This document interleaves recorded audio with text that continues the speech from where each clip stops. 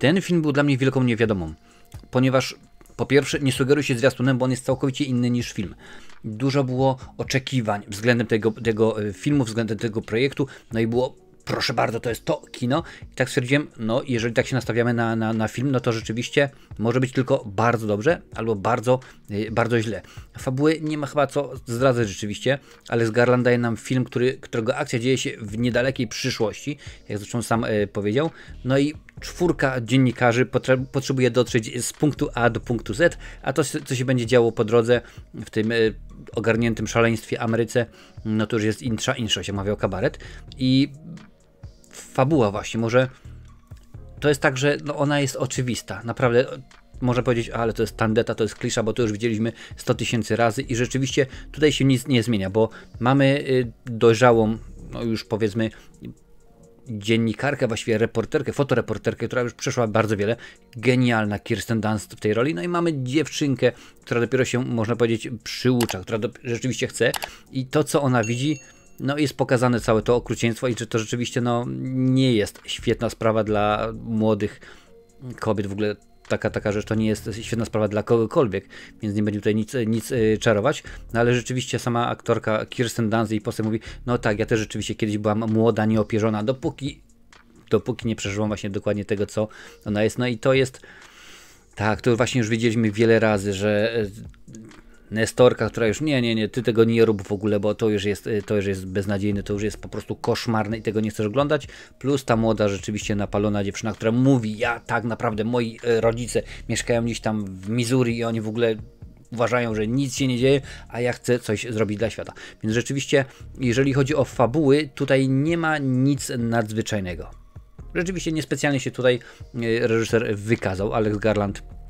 Wydaje mi się, że cały czas miał lepsze filmy, ale rzeczywiście mimo tego, że mamy ten scenariusz, który jest już zgrany, który widzieliśmy już po 100 000 razy, on może coś z niego wycisnąć, bo bardzo ważne są postacie w tymże filmie. Kirsten Dunst po prostu jest dla mnie genialna, jak ona jest pięknie brzydka, jeżeli tak mogę dziwnie powiedzieć. Otóż zero makijażu, a przynajmniej tak to oczywiście wygląda, że zero makijażu pokazuje ten swój ból. Ona w ogóle, to jest chyba w ogóle moja gdzieś tam siostra, bo ona cały czas chodzi wkurzona, ta brew tutaj, ta zmarszczka i tak dalej, więc rzeczywiście ona wygląda cudownie, ona rzeczywiście pokazuje jak wielkim paskudstwem jest to, co tam się właśnie wydarza, co ma miejsce. No i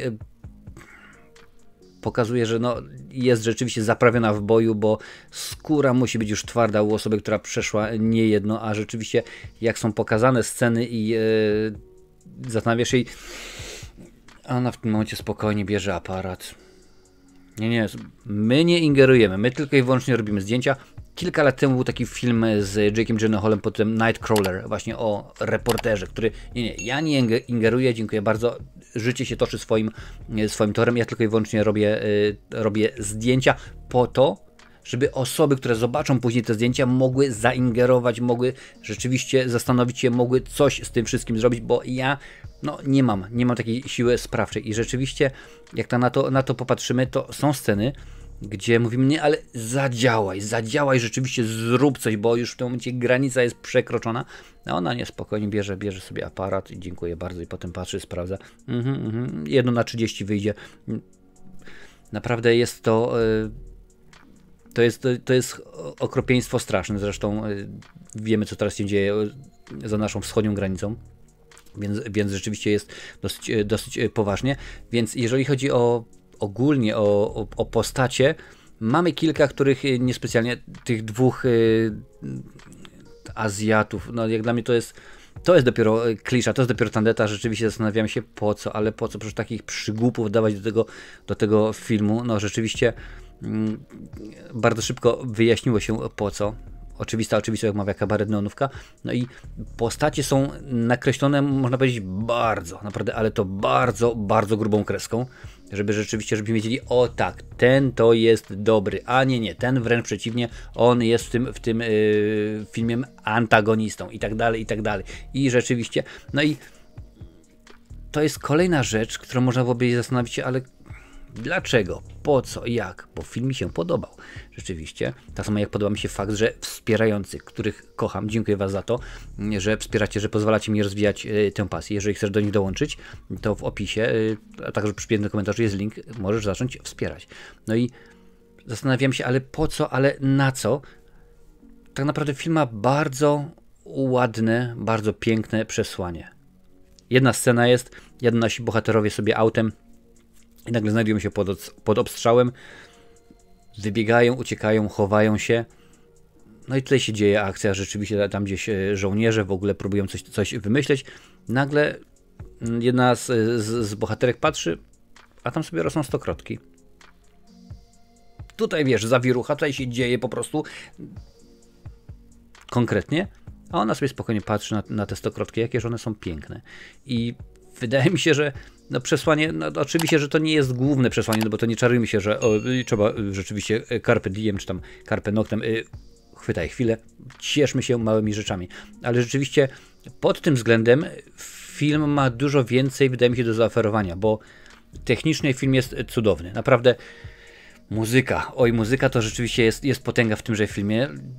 Nieważne, czy mówimy o piosenkach, które są umieszczone tylko i wyłącznie no już ścieżce dźwiękowej, jest naprawdę konkretnie. Jak ten film jest wizualnie zrobiony pięknie, no to chyba w tym momencie nie mam nawet 28 godzin, żeby to opisywać, bo kontrasty naprawdę są cudowne. Jest cudownie zrobione, tu nawet mam właśnie zapisane i wiesz, tutaj w pewnym momencie oni jadą przez tą całą zadymę, przez tą całą zawieruchę. W pewnego momencie wjeżdżają do miasta, a tam nic. Sklepy, ciuchy, ktoś tam sobie je loda, dzieciaki skaczą na skakance, po prostu wszystko w porządku. Powiem, ale zaraz, proszę Państwa, przecież nie wiecie, co się dzieje? Nie no, my no niby wiemy, co się dzieje, ale my wolimy udawać, że tego nie ma. Wiesz, coś na takiej zasadzie. I wtedy przypomniała mi się rozmowa, wywiad, który odbyłem kilkanaście w tym momencie już lat temu z Timem, pewnym Amerykaninem. In America they keep you sort of happy with stuff, so you don't ask questions. And you got it going on. Everything's cool. So they give you enough channels of TV and like you're not bothered with politics or what's going on in the country, and you really don't think about what's going on in the rest of the world. You know, because America's a fairly big place, so there's something like it's only 14% of Americans actually hold passport. Te słowa właśnie, które on powiedział, że tylko około 10% Amerykanów, niech będzie jak chce, ma paszporty i rzeczywiście się interesują. To mnie zastanowiło, że ale to czemu? Bo tak wygodniej? Bo tak nie jest? Pomyślałem przed tą recenzją, mówię, patrz, jest film, który będzie nominowany do Oscara, bo rzeczywiście jest ważna produkcja. Nie najlepsza Garlanda, jak już mówię wcześniej, ale ważna. Ale potem się zastanawiałem, ale zaraz. Amerykanie nie lubią, jak się im bruździ. Oni nie lubią, jak się im wytyka to czy tamto. Nieważne, czy mówimy teraz o filmach, o książkach, o programach dokumentalnych i tak dalej. Więc rzeczywiście tutaj może nie być tak dobrze, tak fajnie. A miałem nadzieję, że rzeczywiście, bo Kirsten Dunst po raz wtóry powiem, zasłużyła. Zasłużyłeś jak nie jeden generał nie zasłużył. I czy jest to film ważny? Tak, jak najbardziej, bo biorąc pod uwagę, jakie szaleństwo panuje na świecie, to co się dzieje, wiadomo, teraz były jedne wybory, niedługo drugie wybory za oceanem i tak dalej. Tego będzie rzeczywiście całe mnóstwo. Jedni mają takie poglądy, inni zgoła oczywiście inne i może naprawdę Alex Garland powiedział, to jest sci-fi, to jest niedaleka przyszłość, to się może wydarzyć, ale niekoniecznie. Tak oczywiście mówi. Zresztą sam w jednym z wywiadów powiedział, ja się urodziłem 20 lat po tym, co się wydarzyło w 1939 i miałem nadzieję, że ludzie się nauczyli. Zobaczyliśmy, jakie to było okropieństwo i że do tego już więcej nie wrócimy, że tego się już więcej nie powtórzy. A tutaj, jeżeli popatrzymy przez historię, nie, my jesteśmy głuptasy, my się w ogóle niczego nie uczymy. No i rzeczywiście jak to będzie, to się nie dowiemy, bo Garland zresztą sam powiedział, to jest mój ostatni film. Dziękuję bardzo, kończę. Po tym filmie już będę tylko i wyłącznie pisał. Jak dobrze wiemy, on oczywiście scenarzystą jest w miarę dobrym, w miarę ciekawym. Dał nam kilka interesujących, 28 dni chociażby ciekawych filmów. I czyżby to był jego łabędzi śpiew? Możliwe. Możliwe, ponieważ A24, czy tam A24, czyli wytwórnia, która ten film wyprodukowała, jest to najdroższa jak do tej pory ich produkcja. Budżet $50 milionów. Poprzednio najdroższa to było Bo się boi. Tamten film kosztował 35 milionów, więc rzeczywiście dosyć poważnie. Film zacny, film poważny, film uderzający w mocne tony i pokazujący jak, wiesz, cienka czerwona linia. Niewiele rzeczywiście trzeba nam, niewiele w ogóle trzeba, żeby przekroczyć tę linię i powiedzieć, ale słuchaj stary, nie podoba mi się. Znowuż Kult miał taką świetną piosenkę sprzed wielu lat, że pobiliby cię tylko za kształt twego nosa i tak dalej, więc rzeczywiście tylko taka mała, cienka, czerwona linia, żeby ją przekroczyć. Film jak najbardziej polecam. Moją ocenę możesz sprawdzić na Filmwebie. W opisie jest również link do mojego profilu, tak mi się wydaje, profilu na Filmwebie. Możesz sprawdzić, zobaczyć jak to wygląda.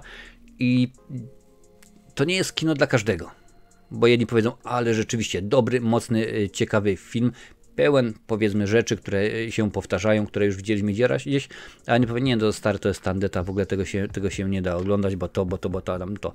I jestem ciekaw, napisz mi w komentarzu, czy ty uważasz, że film, o którym mówię, to jest rzeczywiście coś ważnego, coś dobrego, wejdzie on do kanonu, czy jednak nie, tam wiesz, będzie trochę szumu przez najbliższe 2-3 miesiące, może przy okazji kampanii oscarowej coś o nim usłyszymy, coś ktoś powie, ale po prostu odejdzie w zapomnienie, bo akurat to temat nie jest wygodny, albo wręcz przeciwnie, temat jest ciekawy, ale film jest po prostu słabo zrobiony. Jestem ciekawy, jak ty do tego tematu podchodzisz, ale na tej liście jest dużo więcej różnorakich recenzji.